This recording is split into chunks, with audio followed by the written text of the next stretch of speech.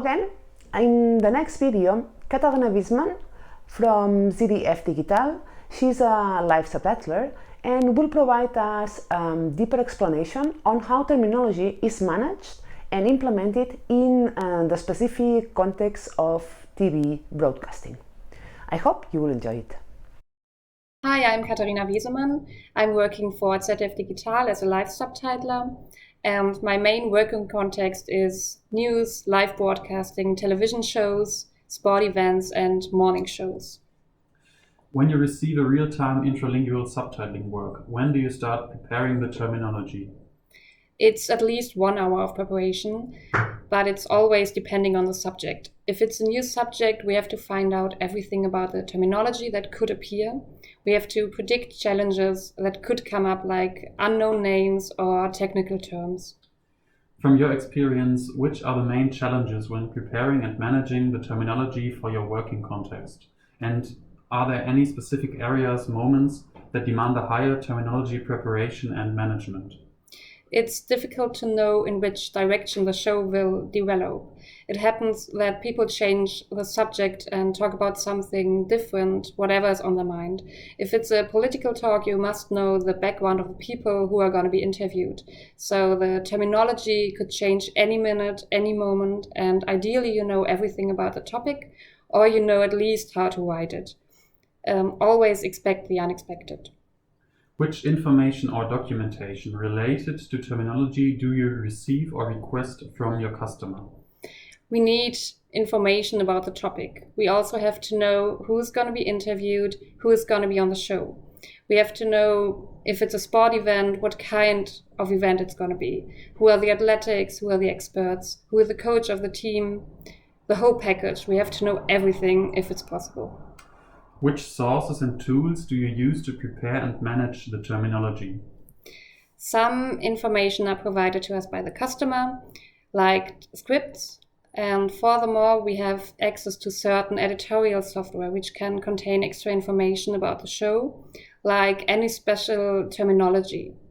And if more information is needed, we use databases like Google or channel homepages, and we create a list of new words with these informations and add the list to our WeSpeaking software.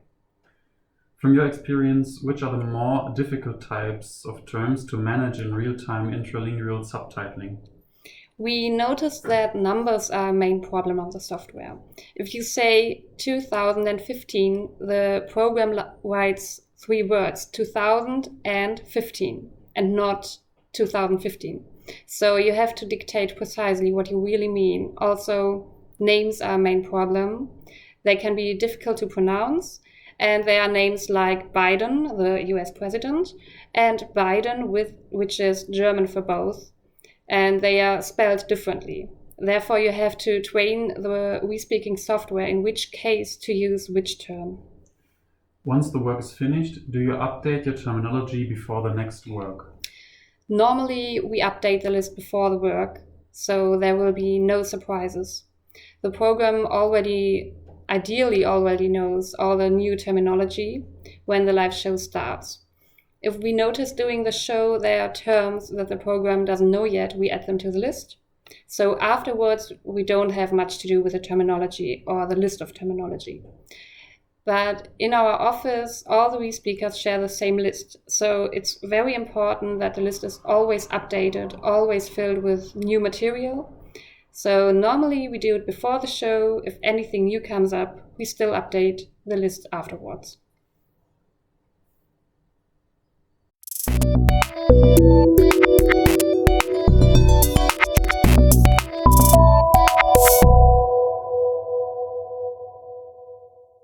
LTA Live Text Access, Universitat Autónoma de Barcelona, SDI, Internationale Hochschule, Scuola Superiore per Mediatori Linguistici, ZDF Digital, European Federation of Hard of Hearing People FHO, Velotype, Subti Access, European Certification and Qualification Association ECQA.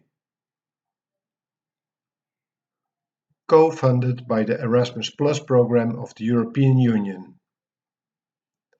Erasmus Plus Project 2018-1-DE01-KA203-004218. The information and views set on this presentation are those of the authors and do not necessarily reflect the official opinion of the European Union. Neither the European Union institutions and bodies nor any person acting on their behalf may be held responsible for the use which may be made of the information contained here.